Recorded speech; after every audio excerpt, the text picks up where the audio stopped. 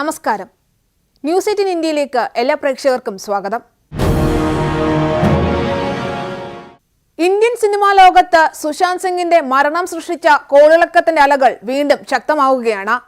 മരണത്തിനപ്പുറത്തേക്ക് cinema ലോകത്തെ മയക്കുമരുന്ന് ബന്ധത്തിലേക്കാണ് CBI അന്വേഷണം എത്തി നിൽക്കുന്നത്.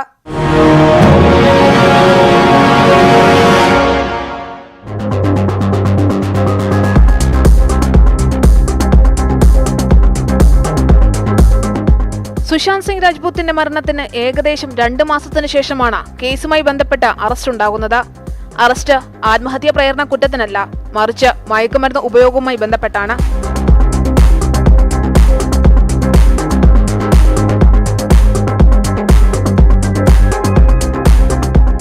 അറസ്റ്റിലായതാകട്ടെ വനിതാ സുഹൃത്ത് റിയ ചക്രവർത്തിയും സഹോദരൻ സൗബിക് ചക്രവർത്തിയും സുശാന്തിന്റെ വീട്ടുജോലിക്കാരനുമായ സാമുൽ മിറാൻഡയും. അറസ്റ്റ് നടത്തിയതാകട്ടെ നാർക്കോട്ടിക്സ് കൺട്രോൾ ബ്യൂറോയും.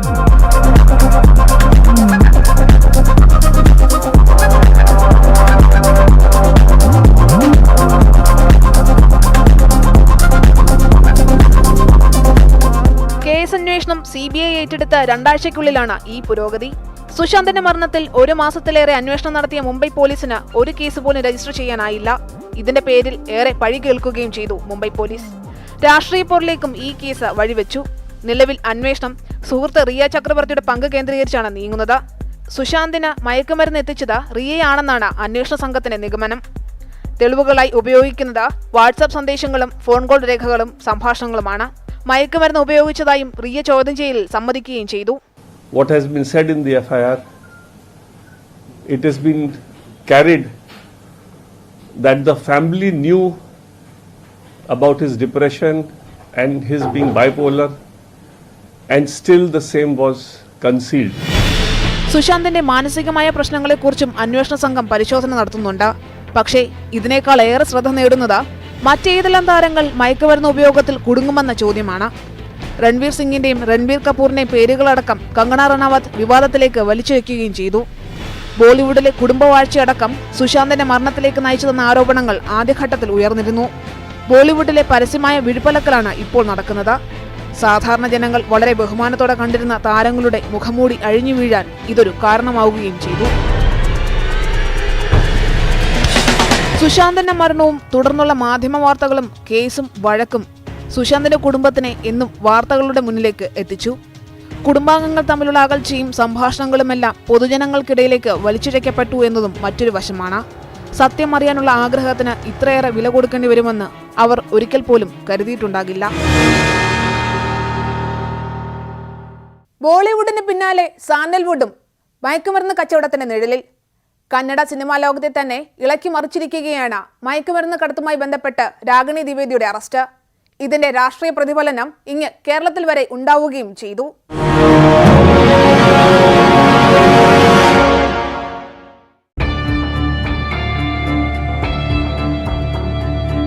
ബോളിവുഡ് താരം സുശാന്ത് സിംഗിന്റെ മരണത്തിൽ ലഹരിമരുന്ന് ഉപയോഗത്തിന് പങ്ക് വ്യക്തമായതിന് പിന്നാലെയാണ് കന്നഡ സിനിമാ ലോകത്തിനും മയക്കുമരുന്ന് കടത്തുമായി ബന്ധമുണ്ടെന്ന വെളിപ്പെടുത്തലുകൾ പുറത്തുവരുന്നത്. കൊല്ലപ്പെട്ട മാധ്യമപ്രവർത്തക ഗൗരി ലങ്കേഷിന്റെ സഹോദരൻ ഇന്ദ്രജിത് ലങ്കേഷ് സിനിമാ മേഖലയിലെ ലഹരി ഉപയോഗത്തെക്കുറിച്ച് പരാതി നൽകി.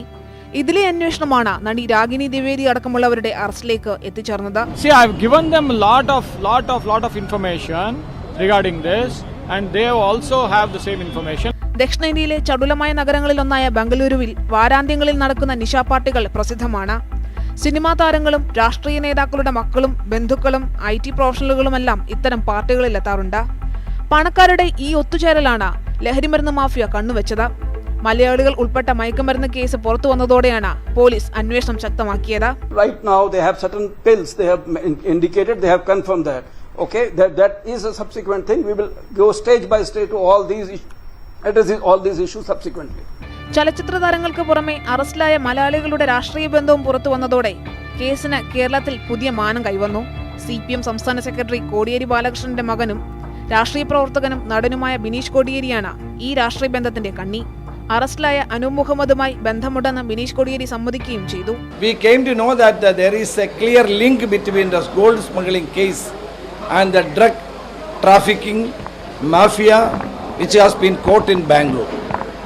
So I am requesting the central and the state government to have a proper inquiry about the whole episode, because it has been clearly stated that the CPM state secretary's son is involved in the drug business. Case അന്വേഷണം ശരിയായ ദിശയിൽ സഞ്ചരിച്ചാൽ കർണാടകയിൽ മാത്രമല്ല മറ്റു പല സംസ്ഥാനങ്ങളിലെ നടീനടന്മാരും രാഷ്ട്രീയ നേതാക്കളും കേസിൽ കുടുങ്ങുമെന്ന് തന്നെയാണ് പുറത്തുവരുന്ന റിപ്പോർട്ടുകൾ. അഫ്ഗാനിസ്ഥാൻ, പാകിസ്ഥാൻ എന്നീ രാജ്യങ്ങളിൽ നിന്നായി ഗുജറാത്ത്, പഞ്ചാബ് എന്നീ സംസ്ഥാന അതിർത്തികളിലൂടെയാണ് ഇന്ത്യയിൽ കഞ്ചാവ് എത്തുന്നത്. ഡൽഹിയാണ് കഞ്ചാവ് ഉപയോഗത്തിൽ ഏറെ മുന്നിലുള്ള നഗരം. അതിനാൽ കഞ്ചാവ് വിതരണം കേന്ദ്രീകരിച്ചിരിക്കുന്നതും ഡൽഹിയിലാണ്. ഹെറോയിൻ ഉൾപ്പെടെയുള്ള മറ്റ് ലഹരി വസ്തുക്കൾ എത്തുന്നത് ഡാർക്ക് നെറ്റിന്റെ സഹായത്തോടെയാണ്. ക്രിപ്റ്റോ കറൻസി വഴിയാണ് ഇതിന് വിനിമയം. ഇവ ഇന്ത്യയിൽ എത്തണമെങ്കിൽ അത്താരി, വാഗ അതിർത്തിയിലൂടെയോ കടൽ മാർഗം ഗുജറാത്തിലൂടെയോ മ്യാൻമാർ, ബംഗ്ലാദേശ് എന്നീ രാജ്യങ്ങളിലൂടെ വടക്കുകിഴക്കൻ സംസ്ഥാനങ്ങൾ വഴിയോ ആണ് ഇവ ഇന്ത്യയിൽ എത്തുന്നത്. ഇത്രയേറെ സംസ്ഥാനങ്ങൾ കടന്ന് മുംബൈയിലും കർണാടകയിലും മയക്കുമരുന്ന് എത്തണമെങ്കിൽ ഉന്നത കേന്ദ്രങ്ങളിൽ നിന്നുള്ള ഇടപെടലുകളില്ലാതെ സാധ്യമല്ല. സുശാന്ത് സിംഗിന്റെ മരണവുമായി ബന്ധപ്പെട്ട് മുംബൈ പോലീസിനും മഹാരാഷ്ട്ര സർക്കാരിനുമെതിരെയുള്ള അഭിപ്രായ പ്രകടനങ്ങൾ കാരണം പുലിവാല് പിടിച്ചിരിക്കുകയാണ് കങ്കണ റണൌത്ത്. പാകിസ്ഥാനുമായി മുംബൈ പോലീസിനെ താരതമ്യപ്പെടുത്തിയതാണ് പുതിയ വിവാദത്തിന് തിരികൊളുത്തിയത്. ഇതിനെതിരെ ശിവസേനയും കോൺഗ്രസുമെല്ലാം ശക്തമായി രംഗത്ത് വരികയും ചെയ്തു. ബംഗളൂരുവിൽ നടി സംയുക്ത ഹെഗ്ഡെ പൊതുസ്ഥലത്ത് വ്യായാമം ചെയ്യുന്നതിനിടെ കയ്യേറ്റം ചെയ്തതും ഈ ആഴ്ച തന്നെ.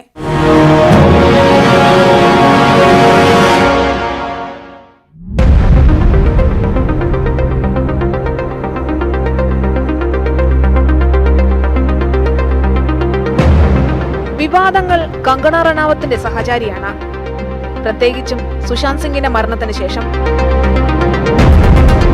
സുശാന്തിന്റെ മരണവുമായി ബന്ധപ്പെട്ട് കങ്കണ നടത്തിയ പരാമർശങ്ങളും വീഡിയോ സന്ദേശങ്ങളും ഇത് തെളിയിക്കുന്നു. സുശാന്തിനെ ആത്മഹത്യയിലേക്ക് നയിച്ചതിന് കാരണം ബോളിവുഡിലെ ചില കുടുംബങ്ങളുടെ ആധിപത്യവും ഇടപെടലുകളുമാണെന്ന് അടക്കമുള്ള പ്രസ്താവനകളാണ് ആദ്യമുണ്ടായത്. പിന്നീട് കേസ് അന്വേഷിക്കുന്നതിൽ വീഴ്ചയുണ്ടെന്ന് കാട്ടി മഹാരാഷ്ട്ര സർക്കാരിനെതിരെയും മുംബൈ പോലീസിനെയും വിമർശിച്ചായിരുന്നു പോസ്റ്റുകൾ. ഒടുവിൽ അന്വേഷണം CBI ഏറ്റെടുത്തു. അറസ്റ്റുകൾ നടന്നതോടെ ഈ ആക്രമണം ഒന്നുകൂടി കടുപ്പിച്ചു. മുംബൈ സുരക്ഷിതമല്ലെന്നും പാക് അധീന കശ്മീർ പോലെയാണെന്നുമുള്ള പ്രസ്താവന മാറാത്ത വീര്യത്തെയാണ് ഉയർത്തിവിട്ടത്.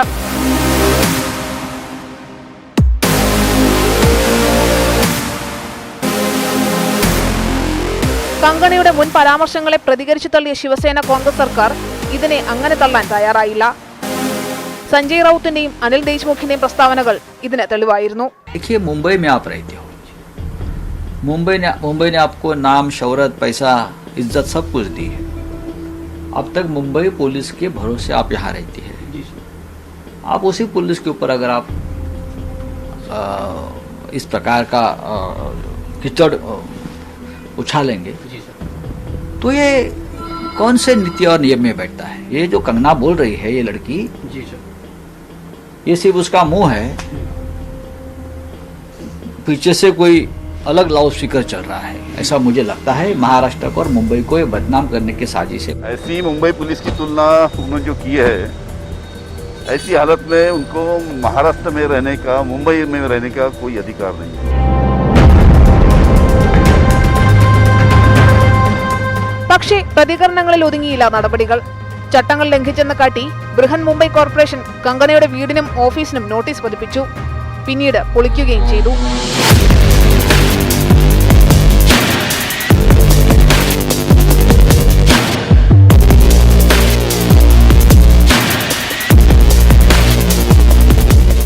മുംബൈ നഗരത്തിൽ 10,000-കണക്കിന് വരുന്ന ചട്ടം ലംഘിച്ച് നിർമ്മിച്ച കെട്ടിടങ്ങൾക്കെതിരെ ഇത്രനാളും നടപടിയെടുക്കാതിരുന്ന ശേഷം കങ്കണയുടെ വീടിന് നേരെ നടത്തിയ നടപടി രാഷ്ട്രീയമായ വിമർശനം മാത്രമല്ല, സാമൂഹിക രംഗത്തു നിന്നുള്ള വിമർശനങ്ങൾക്കും ഇടയാക്കി.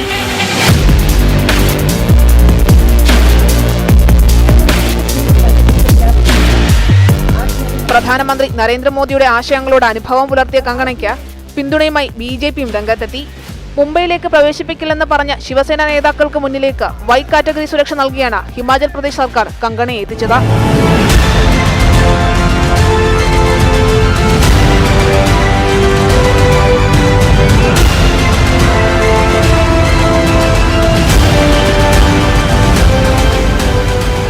പക്ഷേ അംഗം അവിടെ തീർന്നില്ല. മഹാരാഷ്ട്ര സർക്കാരിന്റെ നിലപാടിൽ കോൺഗ്രസ് അധ്യക്ഷയും രാഹുൽ ഗാന്ധിയും മറുപടി നൽകണമെന്നാവശ്യപ്പെട്ട് കങ്കണ രംഗത്തെത്തിയതോടെ വിഷയത്തിന് കൂടുതൽ രാഷ്ട്രീയ പ്രാധാന്യം ലഭിച്ചു. കോൺഗ്രസിന്റെ തലവേദന പക്ഷേ കങ്കണയിലോ മുംബൈയിലോ ഒതുങ്ങിയില്ല.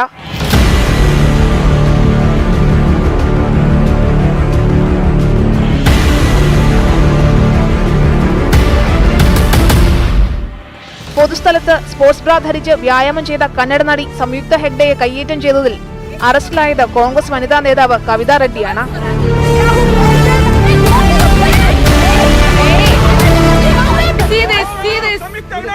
And we were flowing hoop.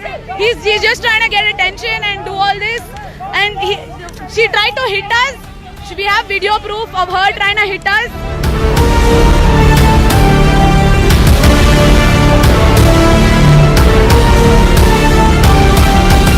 പുല്ലുവാല് ആര് പിടിച്ചാലും ഉത്തരം പറയേണ്ടത് കോൺഗ്രസ് എന്ന സ്ഥിതിയിലേക്കാണ് കാര്യങ്ങൾ നീങ്ങുന്നത്.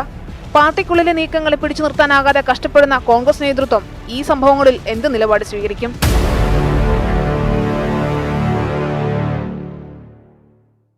പുല്ലാങ്കുഴൽ വായിക്കുന്ന ശ്രീകൃഷ്ണനെ ആരാധിക്കുന്നവരാണ് നമ്മൾ. അതേ കൈകളിൽ തന്നെ സുദർശന ചക്രമേന്തിയ ശ്രീകൃഷ്ണനെയും നമ്മൾ ആരാധിക്കുന്നു. പ്രധാനമന്ത്രി നരേന്ദ്രമോദിയുടെ വാക്കുകളാണിത്. ചൈനയുടെ കടന്നാക്രമണത്തിന് ശേഷം ജൂലൈ 3 ലേയിൽ നടത്തിയ മിന്നൽ സന്ദർശനത്തിനിടെ പറഞ്ഞ വാക്കുകൾ. സുധീരന്മാരായ പോരാളികൾ സ്വന്തം മാതൃരാജ്യത്തെ ആയുധങ്ങളേന്തി സംരക്ഷിക്കുമെന്ന സംസ്കൃത ശ്ലോകം ഉദ്ധരിച്ചുള്ള ആ പ്രസംഗത്തിന് ശേഷം അതിർത്തി വീണ്ടും അശാന്തമാകുന്നത് ഇപ്പോഴാണ്. എന്തുകൊണ്ട് പാങ്കോങ് തടാകം വീണ്ടും സംഘർഷ മേഖലയായി?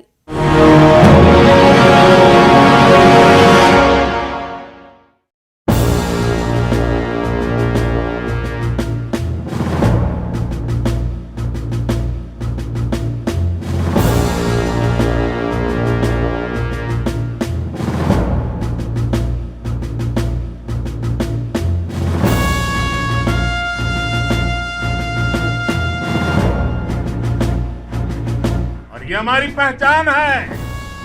हम वो लोग हैं जो बांसुरीधारी कृष्ण की पूजा करते हैं. हम वही लोग हैं जो सुदर्शन चक्रधारी कृष्ण को भी आदर्श मान करके चलते. ജൂലൈ 3 പ്രധാനമന്ത്രി നരേന്ദ്രമോദി ചൈനയോട് പറഞ്ഞത് കടുത്ത രാഷ്ട്രീയമായിരുന്നു.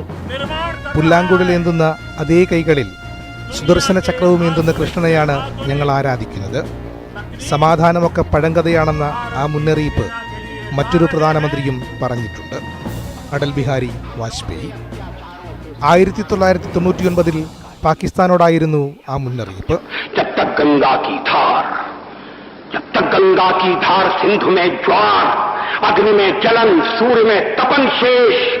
स्वातंत्र समर की वेदी पर अर्पित होंगे अगणित जीवन यौवन अशेष. अमेरिका क्या संसार भले ही हो विरुद्ध, कश्मीर पर भारत का ध्वज नहीं झुकेगा. एक नहीं दो नहीं, एक नहीं दो नहीं करो 200 समझौते, पर स्वतंत्र भारत का निश्चय नहीं रुकेगा.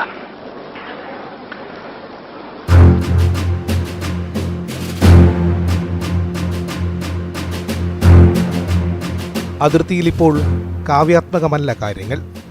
പാങ്കോങ് തടാക തീരത്ത് നേർക്കുനേർ നിൽക്കുകയാണ് ഇന്ത്യയും ചൈനയും. പെട്ടെന്ന് നിമ്യ ടെൻസിൻ എന്ന ഇന്ത്യൻ സൈനികൻ കൊല്ലപ്പെട്ട വാർത്ത പുറത്തുവരുന്നു. ആരായിരുന്നു നിമ്യ ടെൻസിൻ? ഇന്ത്യയുടെ അതീവ രഹസ്യ സ്വഭാവമുള്ള സൈനികാക്രമണ വിഭാഗമായ ഇന്ത്യൻ ഫ്രണ്ടിയർ ഫോഴ്സിൻ്റെ ലീഡർ. ഇന്ത്യയും ചൈനയും നേർക്കുനേർ നിന്ന പാങ്കോങ് തീരത്ത് വെച്ച് തന്നെയാണ് ടെൻസിൻ കൊല്ലപ്പെട്ടത്. ശരിക്കും യുദ്ധം തന്നെയാണ് നടക്കുന്നതെന്ന് പുറം ലോകം അറിഞ്ഞത് അങ്ങനെയായിരുന്നു.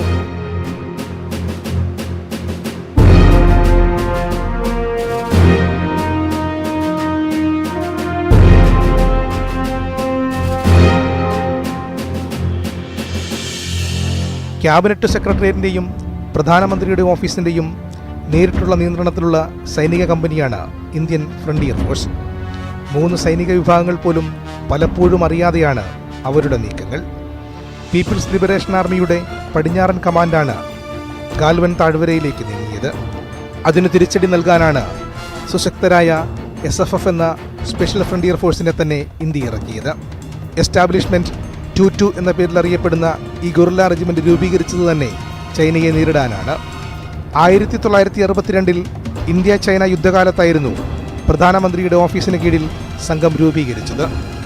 ചൈന ഇത്തവണ കടന്നു കയറിയപ്പോൾ തിരിച്ചിരമ്പിക്കയറി അതിർത്തിയിലെത്തി എസ്റ്റാബ്ലിഷ്മെന്റ് 22 പതാക പാറിച്ചു. ആ ആഘോഷ വീഡിയോ ഇന്ത്യയിലെങ്ങും വൈറലായി. എന്താണ് സ്പെഷ്യൽ ഫ്രണ്ടിയർ ഫോഴ്സിന്റെ പ്രത്യേകതയെന്നല്ലേ? ചൈനയുടെ എല്ലാ നീക്കങ്ങളും ഭാഷയും പ്രവർത്തന രീതിയും അറിയുന്ന ടിബറ്റൻ പോരാളികളാണ് ആ സംഘത്തിൽ. അവരാണ് ഇപ്പോൾ ഇന്ത്യയുടെ മണ്ണ് തിരിച്ചു പിടിച്ചിരിക്കുന്നത്. പക്ഷേ വരുന്ന വാർത്തകൾ ആശങ്കാജനകമാണ്. ചൈനയുടെ വ്യാളി സൈന്യത്തിൻ്റെ 4-6 ഡിവിഷനുകളിലെ 20,000 സൈനികർ അതിർത്തിയിലേക്ക് നീങ്ങുന്നുവെന്നാണ് രാജ്യാന്തര റിപ്പോർട്ടുകൾ. പാങ്കോങ് തീരത്തിൻ്റെ മറുകരയിൽ സർവ്വസജ്ജമാവുകയാണ് ഇന്ത്യയും. മഹാമാരിക്കൊപ്പം മഹാവ്യാളിയെ കൂടെ നേരിടേണ്ട സ്ഥിതിയിലാണ് ഇന്ത്യ.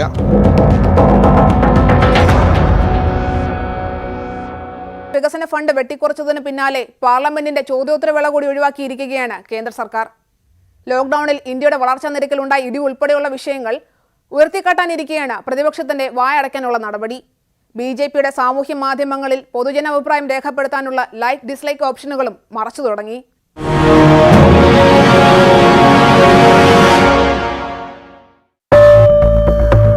കേന്ദ്ര സർക്കാർ നയങ്ങളിലെ വീഴ്ചകളും പരാജയങ്ങളും ഉയർത്തിക്കാട്ടി ചോദ്യങ്ങൾ ഉന്നയിക്കാൻ അനുവദിച്ചിരുന്ന സമയമായിരുന്നു ചോദ്യോത്തരവേള. ഇതാണ് വർഷകാല സമ്മേളനത്തിൽ ഒഴിവാക്കിയിരിക്കുന്നത്. സ്വകാര്യ ബില്ലുകളും ഉണ്ടാവില്ല. ശൂന്യവേളയുടെ സമയവും കുറച്ചു. കോവിഡ് വ്യാപിച്ചതോടെ സാമ്പത്തിക പ്രതിസന്ധി ഉയർത്തിക്കാട്ടി MPമാരുടെ പ്രാദേശിക വികസന ഫണ്ട് മരവിപ്പിച്ച ശേഷം ജനപ്രതിനിധികളുടെ അവകാശങ്ങൾക്ക് നേരെയുള്ള മറ്റൊരു കടന്നുകയറ്റമാവുകയാണ് ചോദ്യോത്തരവേള നീക്കം ചെയ്യാനുള്ള തീരുമാനം. GDP തകർച്ച, കോവിഡ് പിടിച്ചു നിർത്തുന്നതിലുണ്ടായ വീഴ്ച, ഇന്ത്യ ചൈന അതിർത്തി തർക്കം തുടങ്ങി നിരവധി പ്രശ്നങ്ങളിൽ സഭയിൽ പ്രതിഷേധിക്കാൻ പ്രതിപക്ഷം തയ്യാറെടുക്കവെയാണ് പുതിയ തീരുമാനം. मैं स्पष्ट रूप से ये कहना चाहता हूं, तृणमूल कांग्रेस के राज्यसभा के नेता डेरिक ओब्रायन के अलावा सब पार्टी के नेता क्वेश्चन आवर डिस्पेंसेशन करने का, सस्पेंड करने के लिए उन्होंने एग्री हुआ है. മഹാമാരിയുടെ മറവിൽ ജനാധിപത്യത്തെ കശാപ്പ് ചെയ്യാനുള്ള നീക്കമാണിതെന്നാണ് പ്രതിപക്ഷ വിമർശനം. ചോദ്യോത്തരവേള പുനഃസ്ഥാപിക്കണമെന്നാവശ്യപ്പെട്ട കോൺഗ്രസ് കക്ഷി നേതാക്കൾ സഭാധ്യക്ഷന്മാർക്ക് കത്തുമയച്ചു. പക്ഷേ ഒന്നും ഫലം കണ്ടില്ല. ഫലം കണ്ടില്ലെന്ന് മാത്രമല്ല, സർക്കാർ തീരുമാനത്തെ പിന്തുണയ്ക്കാൻ രാജ്യസഭ ഒരു ചെറിയ പഠനവും നടത്തി. കഴിഞ്ഞ 5 വർഷത്തിനിടെ ചോദ്യോത്തരവേളയുടെ 60% സമയവും തർക്കങ്ങളിലൂടെ പാഴായിപ്പോയെന്ന റിപ്പോർട്ടും തയ്യാറാക്കി കഴിഞ്ഞു. കോവിഡിനെ നേരിടാനുള്ള കേന്ദ്ര സർക്കാരിന്റെ നടപടികൾ ഫലപ്രദമാണെന്ന വാദം തെറ്റാണെന്ന് തെളിയിക്കുകയാണ് GDP നിരക്കിലെ ഇടിവ്. കോവിഡ് വ്യാപനത്തിന് ശേഷം ഏറ്റവും വലിയ സാമ്പത്തിക തകർച്ചയുണ്ടാക്കിയ രാജ്യമായി ഇന്ത്യ മാറി. ഏപ്രിൽ മുതൽ ജൂൺ വരെയുള്ള 3 മാസം ഇന്ത്യയുടെ വളർച്ചാ നിരക്ക് 23.9% കൂപ്പുകുത്തിയത്. 0 താഴെ -23.9% എന്ന് വേണമെങ്കിൽ പറയാം. കഴിഞ്ഞ വർഷം ഏപ്രിൽ മുതൽ ജൂൺ വരെയുള്ള 3 മാസത്തെ ആകെ ഉൽപാദനത്തിനേക്കാൾ 1/4 കുറവാണിത്. 1996-ൽ GDP കണക്കാരംഭിച്ചതിന് ശേഷം ആദ്യമായാണ് 0-ലും താഴേക്ക് വളർച്ചാ നിരക്ക് താഴുന്നത്. ഉൽപാദന മേഖലയിൽ 39.3% ഇടിവ്. വ്യാപാര ഗതാഗത മേഖലകളിൽ കുറവ് 47%. കാർഷിക രംഗത്ത് മാത്രമാണ് വളർച്ച.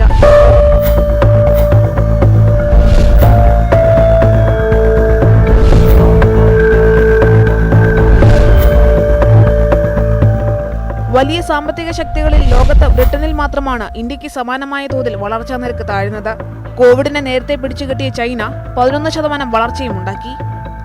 ഏപ്രിൽ മുതൽ ജൂൺ വരെയുള്ള കാലത്ത് ഉൽപാദന വളർച്ചയുണ്ടാക്കിയ ഏക രാജ്യവും ചൈനയാണ്. മുൻ വർഷങ്ങളെക്കാൾ കൂടിയ വളർച്ചയാണ് ചൈനയിൽ ഈ സാമ്പത്തിക വർഷത്തെ ആദ്യ 3 മാസങ്ങളിൽ ഉണ്ടായത്. എന്നാൽ കണക്കുകൾ ഇതിനേക്കാൾ മോശമാണെന്നാണ് RBI മുൻ ഗവർണർ രഘുറാം രാജന്റെ റിപ്പോർട്ട്. കേന്ദ്ര സർക്കാർ നിലവിലെ നിലപാടുകൾ ഭാവിയിൽ തുടർന്നാൽ സ്ഥിതി ഗുരുതരമാക്കുമെന്ന മുന്നറിയിപ്പും രഘുറാം രാജൻ നൽകുന്നുണ്ട്. ഇതിനിടെ പുതിയ സാമ്പത്തിക ഉത്തേജന പാക്കേജ് കേന്ദ്ര സർക്കാരിന്റെ പരിഗണനയിലുണ്ടെന്ന റിപ്പോർട്ടുകൾ പുറത്തുവന്നു. GDPയിലെ ഇടിവുകൾ അടക്കമുള്ളവ മറയ്ക്കുക ലക്ഷ്യമിട്ടാണ് നീക്കം. മധ്യവർഗക്കാരെയും MSMEകളെയും ലക്ഷ്യമിട്ടാണ് പാക്കേജ്. GDPയിലെ ഇടിവ്, കോവിഡ് നിയന്ത്രണത്തിലെ പാളിച്ചകൾ എന്നിവയ്ക്ക് പുറമെ കരുത്തായിരുന്ന സോഷ്യൽ മീഡിയകളിലും BJP തിരിച്ചടി നേരിടുകയാണ്. എന്നും പ്രധാനമന്ത്രിയുടെയും BJPയുടെയും വീഡിയോകൾക്ക് യൂട്യൂബ് അടക്കമുള്ള മീഡിയകളിൽ ലഭിച്ചിരുന്ന ലൈക്കുകളുടെ എണ്ണം ഡിസ്ലൈക്കുകളെക്കാൾ വളരെയേറെയായിരുന്നു. എന്നാൽ കഴിഞ്ഞ കുറച്ചു നാളുകളായി ഈ വ്യത്യാസം കുറഞ്ഞു വന്നു. ഒടുവിൽ ഓഗസ്റ്റ് മാസത്തിലെ മൻ കി ബാത്തിലൂടെ ചിത്രം പൂർണ്ണമായി മാറിമറിയുകയാണ് ഉണ്ടായത്. BJPയുടെ യൂട്യൂബ് അടക്കമുള്ള സോഷ്യൽ മീഡിയകളിലെ വീഡിയോകളിൽ ലൈക്കിനേക്കാൾ കൂടുതൽ ഡിസ്ലൈക്കാണ് വരുന്നത്. ഇതോടെ ലൈക്ക് ഡിസ്ലൈക്ക് ഓപ്ഷനുകൾ ഡിസേബിൾ ആക്കിയിരുന്നു. ഈ നീക്കം കൂടുതൽ പ്രതിഷേധത്തിന് ഇടയാക്കിയതോടെ പിൻവലിച്ചു. പ്രതിപക്ഷ ഗൂഢാലോചനയാണ് പുതിയ മാറ്റങ്ങൾക്ക് പിന്നിലെന്നാണ് BJP IT സെല്ലുകളുടെ പ്രതികരണം. അൺലോക്ക് 4 നിലവിൽ വന്നതോടെ ഇന്ത്യയിലെ വിനോദസഞ്ചാര കേന്ദ്രങ്ങൾ സജീവമാവുകയാണ്. മഴ ശക്തമാണെങ്കിലും ഹിൽ സ്റ്റേഷനുകളായ ഷിംലയും മേഘാലയയുമെല്ലാം സഞ്ചാരികളെ സ്വീകരിക്കാൻ ഒരുങ്ങിക്കഴിഞ്ഞു. ആദ്യ ദിനങ്ങളിൽ വളരെ കുറച്ചു മാത്രം വിനോദസഞ്ചാരികൾ എത്തിയതെങ്കിലും എല്ലാവരും ശുഭപ്രതീക്ഷയിലാണ്.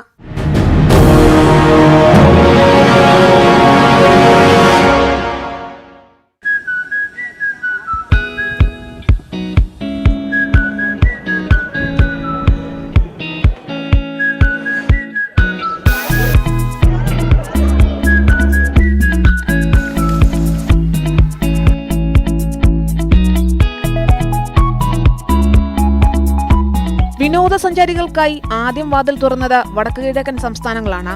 മലനിരകളാൽ ചുറ്റപ്പെട്ട ഈ 7 സംസ്ഥാനങ്ങളുടെയും പ്രധാന വരുമാന മാർഗം ടൂറിസമാണെന്നതാണ് പ്രധാന കാരണം.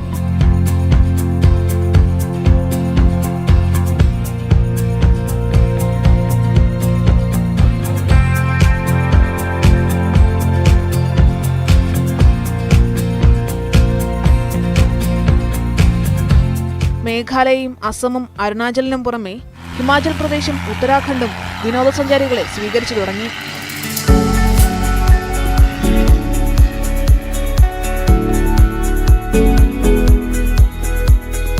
വാട്സ് ലേക്ക്, എലഫന്റ് വെള്ളച്ചാട്ടം, ലും നെഹ്റു പാർക്ക് എന്നീ വിനോദസഞ്ചാര കേന്ദ്രങ്ങളിലാണ് മേഘാലയ സഞ്ചാരികളെ ആദ്യം പ്രവേശിപ്പിച്ചു തുടങ്ങിയത്. ആരോഗ്യ മന്ത്രാലയത്തിന്റെ നിർദ്ദേശങ്ങൾ പൂർണ്ണമായും പാലിച്ചാണ് ഇവയെല്ലാം പ്രവർത്തിക്കുക. Already decided to open 3 tourist spots. That is, the number 1 is Watts Lake, number 2 is Elephant Falls, number 3 is Lom Nehru Park. Himachal പ്രദേശിലെ പ്രധാന ഹിൽ സ്റ്റേഷനായ ഷിംലയാണ് ടൂറിസ്റ്റുകളെ വരവേൽക്കാൻ ആദ്യം തയ്യാറെടുത്തത്. ഷിംലയിലെ പ്രശസ്തമായ കുഞ്ഞു ട്രെയിൻ ഇതിനായി നേരത്തെ തന്നെ അധികൃതർ അണുനശീകരണം നടത്തി സജ്ജമാക്കിയിരുന്നു. 2 ദിവസം മുൻപ് ഹോട്ടലുകളിൽ റിസർവേഷൻ നടത്തി വേണം ഷിംലയിലെത്താൻ. അതിനു പുറമെ COVID-19 നെഗറ്റീവ് ആണെന്ന് തെളിയിക്കുന്ന ടെസ്റ്റ് റിസൾട്ടും കയ്യിൽ കരുതിയിരിക്കണം. നൈനിറ്റാളിൽ വിനോദസഞ്ചാരികൾ എത്തി തുടങ്ങി. ഹോട്ടലുകളും ഷിക്കാരകളും ഇവർക്കായി തയ്യാറായിരുന്നു. സഞ്ചാരികളെ ആകർഷിക്കാൻ കോവിഡ് മാനദണ്ഡങ്ങളിൽ ഉത്തരാഖണ്ഡ് സർക്കാർ കൂടുതൽ ഇളവുകൾ നൽകിയിട്ടുണ്ട്. ट्रू नेट रिपोर्ट लेके भी टूरिस्ट आ सकता है। और उसके अलावा दूसरा जो इसमें चेंजेस आया है, इसमें पहले जो डेली कैप थी 2000 टूरिस्ट पर डे उत्तराखंड आने की, अब ऐसी ये कोई अपर सीलिंग नहीं है। आपको बस स्मार्ट सिटी पोर्टल में रजिस्टर करके यहाँ उत्तराखंड में आना होगा. ജമ്മു കാശ്മീരിൽ വിനോദസഞ്ചാരികളെ സ്വീകരിക്കാൻ പ്രദേശവാസികളും അധികൃതരും എല്ലാം തയ്യാറാണ്. സവാരികൾക്കായുള്ള ശിക്കാരകളും കുതിരകളും എല്ലാം സജ്ജം. ഗൈഡുകളും പൂർവാധികം ഉഷാറോടെ രംഗത്തുണ്ട്.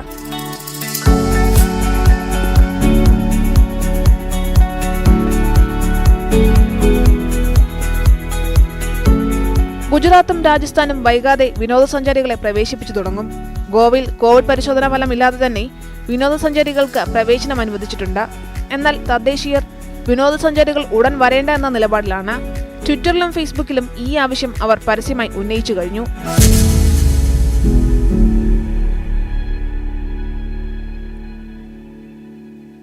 ന്യൂസ് 18 ഇന്ത്യയുടെ ഈ എപ്പിസോഡ് ഇവിടെ പൂർണ്ണമാകുന്നു. അടുത്ത ആഴ്ച വീണ്ടും കാണും വരെ നന്ദി, നമസ്കാരം.